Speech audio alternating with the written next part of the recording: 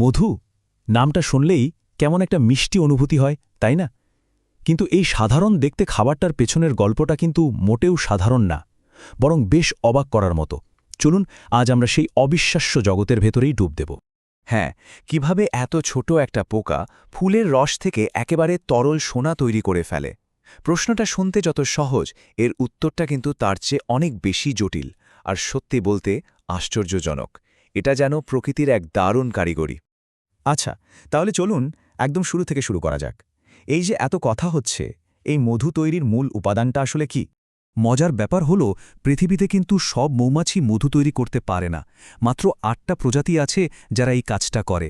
আর তাদের এই বিশাল কর্মযজ্ঞের শুরুটা হয় খুবই সাধারণ একটা জিনিস দিয়ে, ফুল থেকে মিষ্টি রস মানে নেকটার সংগ্রহ করার মাধ্যমে। তো নেকটার তো না হয় সংগ্রহ হলো, কিন্তু এরপর কিভাবে এই পাতলা পানির মতো ফুলের রসটা সেই ঘন সোনালি মিষ্টি মধুতে পরিণত হয় যা আমরা চিনি? আচ্ছা, এই অবিশ্বাস্য রূপান্তরের প্রথম ধাপটা শুনলে হয়তো অনেকেই একটু অবাক হবেন বা হয়তো একটু অন্যরকম লাগতে পারে, কারণ পুরো প্রক্রিয়াটা শুরু হয় বমি দিয়ে। ঠিকই শুনছেন, একটা কর্মী মৌমাছি যখন ফুল থেকে রস সংগ্রহ করে, সে মৌচাকে ফিরে এসে সেই রসটা আরেকটা মৌমাছির মুখে বমি করে দেয়। আর এই প্রক্রিয়াটা একবার নয়, বারবার চলতে থাকে। এক মৌমাছি থেকে আরেকজনের মুখে যখন এই রসটা যায়, এর সাথে একটু একটু করে মিশতে থাকে ওদের শরীর থেকে বের হওয়া কিছু বিশেষ এনজাইম। এই যে বিশেষ এনজাইমের কথা বললাম, তার মধ্যে সবচেয়ে গুরুত্বপূর্ণ হল ইনভার্টেজ। এটাই হলো সেই জাদুকরী উপাদান, সেই রাসায়নিক কারিগর যা নেকটারের জটিল চিনিকে ভেঙে একদম সরল শর্করা মানে গ্লুকোজ আর ফ্রুক্টোজে পরিণত করে। সোজা কথায়, এই এনজাইমটা ছাড়া মধু তৈরি সম্ভব না। এখন এত জটিল একটা কাজ তো আর একা একা করা যায় না, তাই না? এর জন্য দরকার একটা দারুণভাবে সাজানো গোছানোর সমাজ। চলুন এবার একটু উকি দিয়ে দেখি মৌমাছিদের সেই রাজ্যে, দেখি কারা কারা থাকে সেখানে। একটা মৌচাককে আসলে একটা ব্যস্ত শহরের সাথে তুলনা করা যায়। এখানে প্রায় ৬০ থেকে ৭০ হাজার মৌমাছি একসাথে থাকে।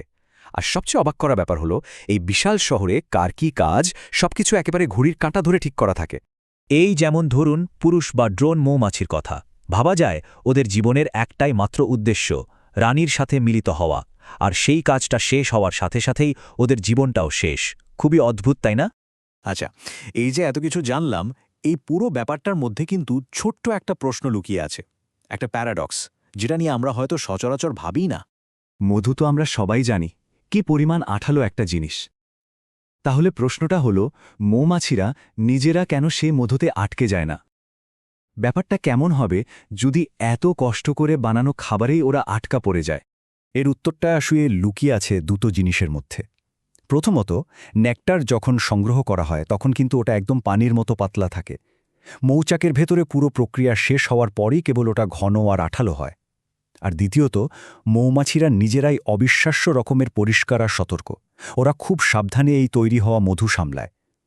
যদিও খুব বিরল ক্ষেত্রে কোনো কোষ ভেঙে গেলে মৌমাছি আটকে যেতেই পারে। আর ওদের এই সতর্কতার সাথে যোগ হয় ওদের অসাধারণ স্থাপত্য জ্ঞান। মৌচাকের ঘরগুলো ওরা সবসময় ষড়ভুজ বা হেক্সাগোনাল আকৃতির বানায়। কেন জানেন? কারণ এটাই সবচেয়ে কার্যকর আকৃতি। সবচেয়ে কম মোম খরচ করে সবচেয়ে বেশি মধু জমা করার জন্য এর চেয়ে ভালো কোনো ডিজাইন হতেই পারে না। তো আমরা প্রক্রিয়াটা দেখলাম, ওদের সমাজ ব্যবস্থাও বুঝলাম, কিন্তু এই পুরো কাজের ব্যাপ্তিটা ঠিক কতটা বিশাল? চলুন এবার সেই হিসাবটা একটু দেখি। ভাবুন তো, মাত্র ১ কেজি মধু। এইটুকু মধু বানানোর জন্য একটা মৌচাকের সব মৌমাছিকে মিলে প্রায় ৪০ লক্ষ ফুলে যেতে হয়। ৪০ লক্ষ! আর এই ৪০ লক্ষ ফুলে যাওয়ার জন্য ওদের সবাইকে মিলে মোট কতখানি পথ উড়তে হয় জানেন? প্রায় ১,৮০,০০০ কিলোমিটার। মানে এই দূরত্বটা দিয়ে আমাদের এই পৃথিবীকে ৪ বারেরও বেশি ঘুরে আসা যাবে। এত এত ফুল, এত দীর্ঘ পথ পাড়ি দেওয়া, এত কিছুর পর একটা কর্মী মৌমাছি তার সারা জীবনে কতটুকু মধু তৈরি করে তার একটা আন্দাজ আছে? মাত্র আধা চা চামচ। অবিশ্বাস্য, তাই না? এই যে পুরো প্রক্রিয়া, এই ক্ষুদ্র প্রাণের এত বিশাল কর্মযজ্ঞ, এটা সত্যিই চিন্তার খোরাক যোগায়। পবিত্র কোরআনের একটি আয়াতে যেমনটা বলা হয়েছে, এই পানীয়র মধ্যে মানুষের জন্য নিরাময় রয়েছে এবং চিন্তাশীলদের জন্য রয়েছে নিদর্শন। প্রকৃতির এই ক্ষুদ্র শ্রমিকের প্রতি শ্রদ্ধা না জানিয়ে উপায় নেই।